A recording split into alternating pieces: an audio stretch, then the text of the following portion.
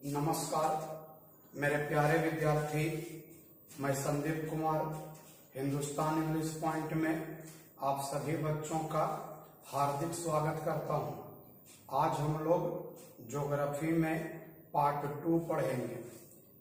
Geography part 2, question number 5। Question number 5 ध्यान से board पर आप सभी बच्चे देखिएगा। 5 नंबर क्वेश्चन है, जल संसाधन। जल संसाधन के क्या उपयोग हैं? जल संसाधन के क्या उपयोग हैं? अथवा एक क्वेश्चन और है बच्चा, जीवन में जल का क्या महत्व है? ये दोनों क्वेश्चन आपका एक ही है ना। जल जो है वो एक प्रकार का संसाधन है। जल संसाधन है, मृदा संसाधन है, वायु संसाधन है। मतलब ऐसी चीजें जो मनुष्य की आवश्यकताओं को पूरा करती है, हम सब उसे संसाधन कहते हैं, है ना। आराम से संसाधन का परिभाषा आप लोग समझिएगा कि जो भी वस्तुएं हमारी आवश्यकताओं को पूरा करती है, वे सारी की सारी वस्तुएं संसाधन है। तो यहाँ पर जल संसाधन का उपयोग हम लोग को जानना है, या तो फिर जीवन में जल का क्या महत्व है। तो इसका जवाब सुनिएगा, ध्यान से देखिएगा। लिखा हुआ है, कहा जाता है कि जीवन की उत्पत्ति सर्वप्रथम जल में हुई है। हम सब जानते हैं कि जीवन की जो उत्पत्ति हुई है, ये जो हम लोग में जीवन है, हम लोग में जो जान है, उसकी उत्पत्ति सर्वप्रथम जल में हुई है। उसके बाद जल से स्थल पर पहुंची है। मतलब सबसे पहले उत्पत्ति जल में हुई है और बाद में जल से स्थल पर पहुंची है। जल है तो जीवन है, बात भी बिल्कुल सही है। भोजन के बिना हम लोग एक महीना से ज्यादा दिन तक जिंदा रह सकते हैं। भोजन के बिना कई दिनों तक जीवित रह सकते हैं, लेकिन जल के बिना, है ना, 2 से 3 दिन में आदमी मर जाए, है ना। इसलिए जल है तो जीवन है। क्वेश्चन भी एग्जाम में आता है कि प्राणियों में कितना प्रतिशत जल की मात्रा निहित होती है? तो 65%। तो प्राणियों में 65% और पौधों में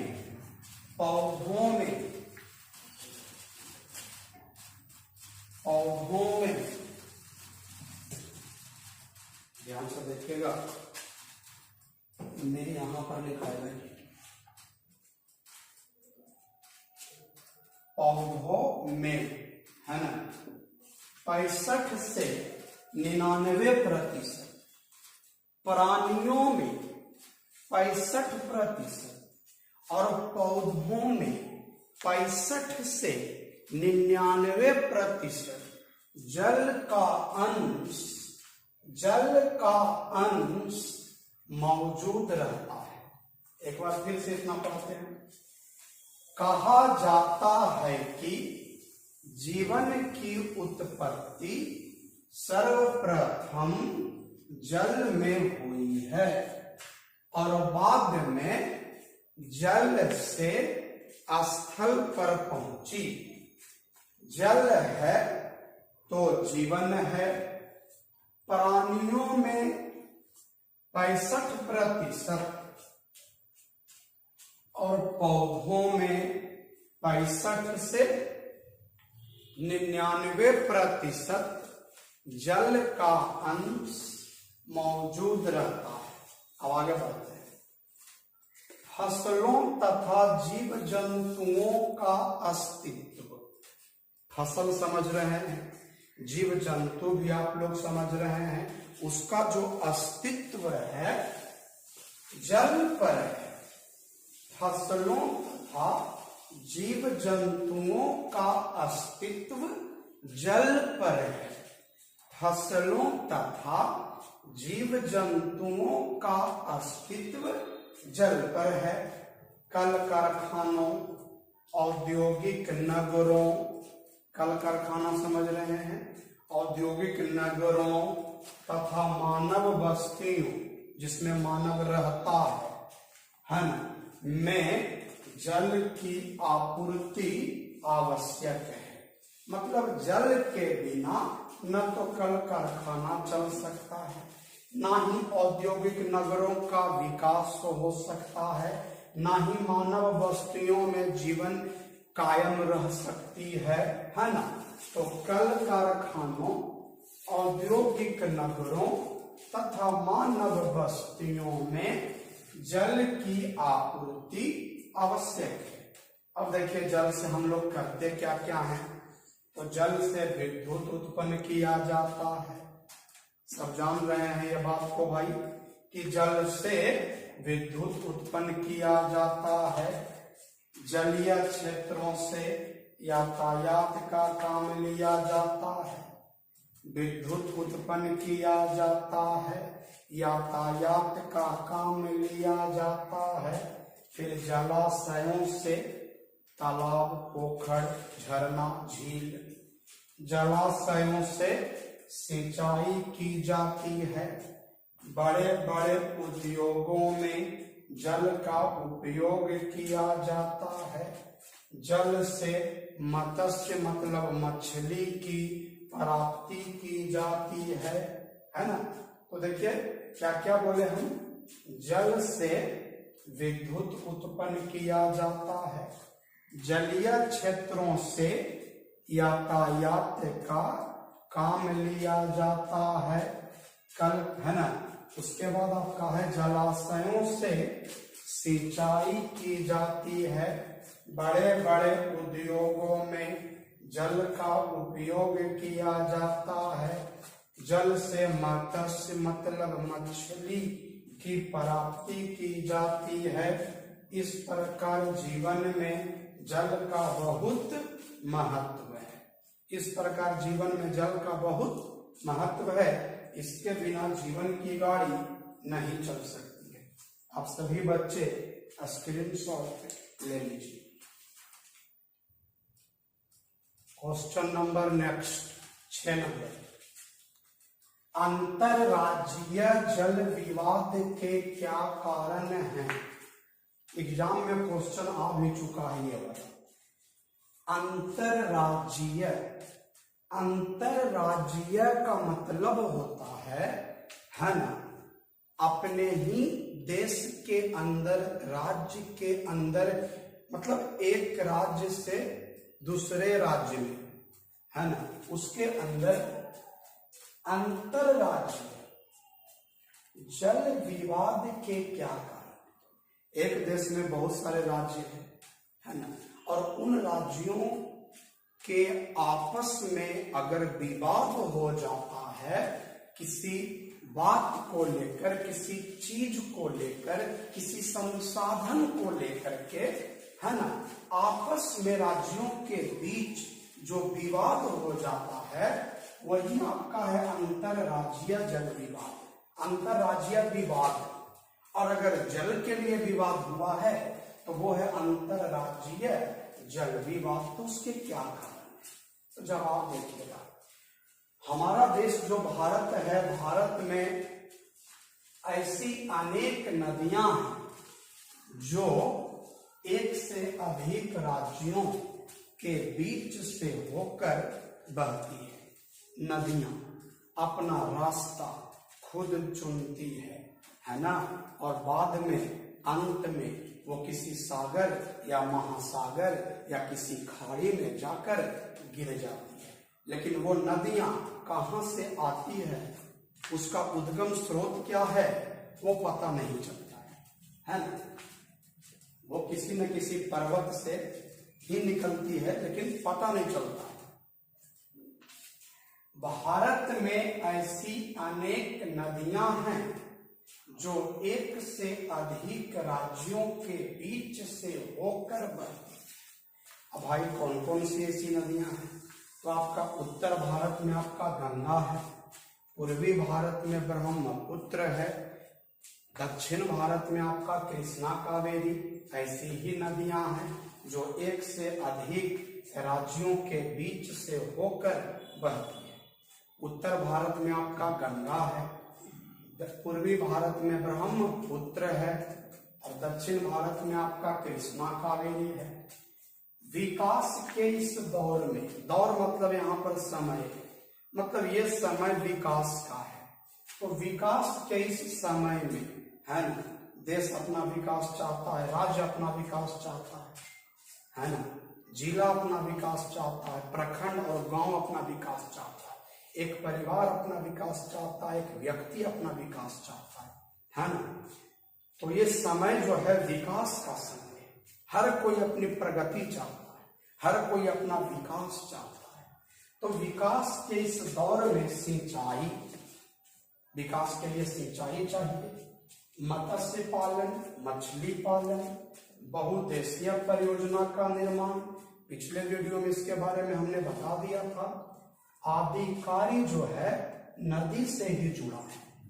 विकास के इस दौर में सिंचाई, मत्स्य पालन, बहुउद्देशीय परियोजना का निर्माण आदि कार्य नदी से ही जुड़ा है। एक से अधिक राज्यों के बीच, एक से अधिक राज्यों के बीच नदी जल के इस उपयोग को लेकर, नदी जल के इस उपयोग को लेकर कभी कभी आपस में विवाद की स्थिति उत्पन्न हो जाती है। नदी जल का उपयोग के कारण राज्य आपस में विवाद करने लग जाते हैं, है ना। तो एक से अधिक राज्यों के बीच नदी जल के इस उपयोग को लेकर कभी कभी आपस में विवाद की स्थिति उत्पन्न हो जाती है।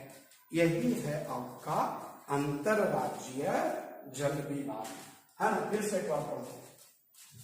भारत में ऐसी अनेक नदियां हैं जो एक से अधिक राज्यों के बीच से होकर बहती है। उत्तर भारत में गंगा, पूर्वी भारत में ब्रह्मपुत्र, दक्षिण भारत में कृष्णा कावेरी आदि ऐसी ही नदियां हैं। विकास के इस दौर में सिंचाई, मत्स्य पालन, बहुउद्देशीय परियोजना का निर्माण आदि कार्य नदी से ही जुड़ा है ना। नदी, एक से अधिक राज्यों के बीच नदी जल के इस उपयोग को लेकर कभी कभी आपस में विवाद की स्थिति उत्पन्न हो जाती है। अब इसी को आराम से कॉपी में लिखकर 3 से 4 बार अगर आप पढ़ लीजिएगा, बात आपके दिमाग में ऑटोमेटिक सेट हो जाएगा। स्क्रीनशॉट आप ले लीजिए।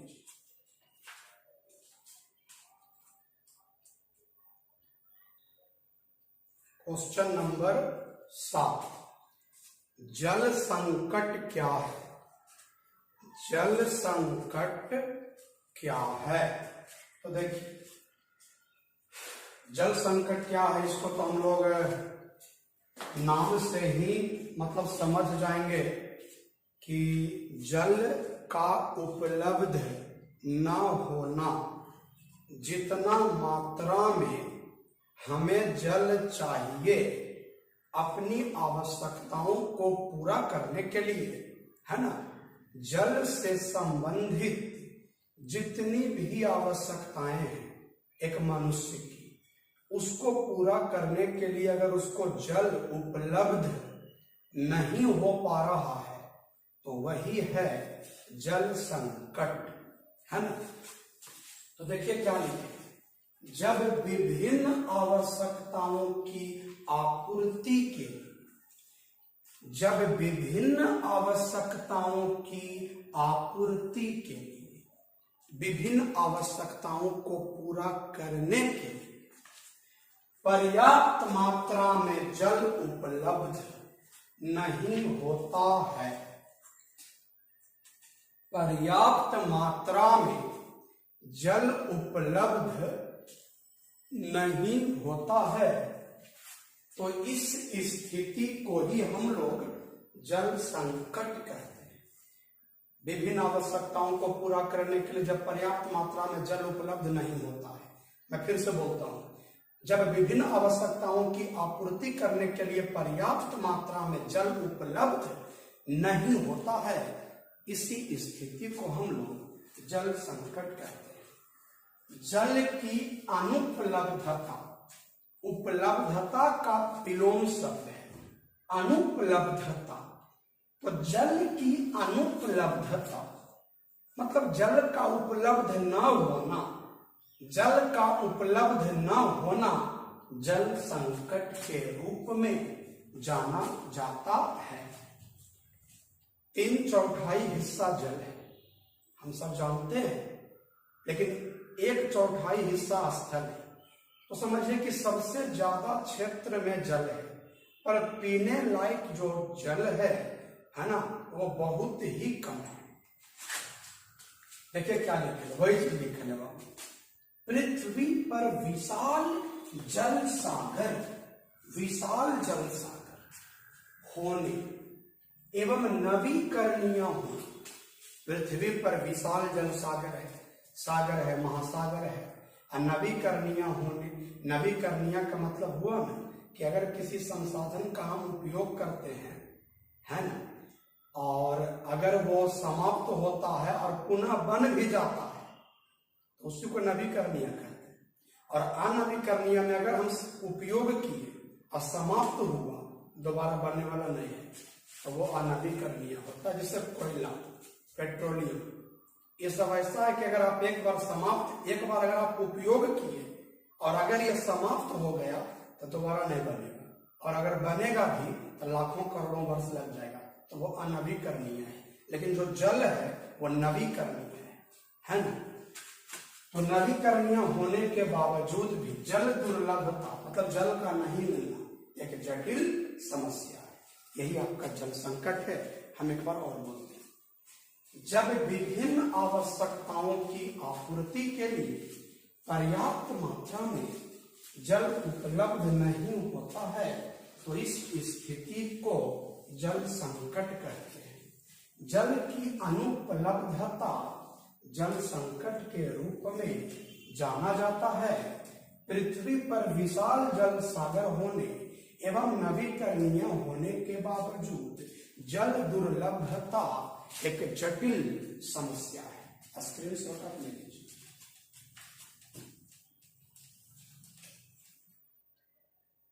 प्रश्न संख्या 8 बहुत ही अच्छा क्वेश्चन है। भारत की नदियों के प्रदूषण, भारत की नदियों के प्रदूषण के कारणों का वर्णन कीजिए।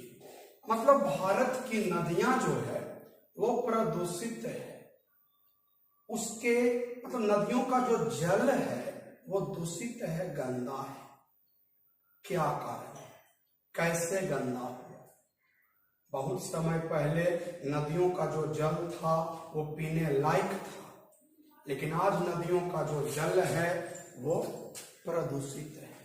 कारण बताइए। तो कहा जाता है मेरे भाई कि सभ्यता का जो विकास होता है वो नदियों के किनारे ही होता है। बड़े बड़े शहर, बड़े बड़े नगर जो बसाए जाते हैं वे नदियों के किनारे ही बसते हैं। बड़े बड़े उद्योग धंधे, कल कारखाने भी नदियों के किनारे ही बसते हैं, नदियों के किनारे ही स्थापित किया जाता है ना। और यही सब चीज है, सबसे बड़ा यही सब कारण है नदियों के जल का प्रदूषित होने का। तो लिखते क्या है आंसर में वो देखिए। भारत में प्रायः नगर, नगर समझ रहे हैं शहर, एवं कल कारखाने, ये भी आप समझ रहे हैं, नदियों के किनारे अवस्थित हैं, जैसा कि अभी हमने बताया था।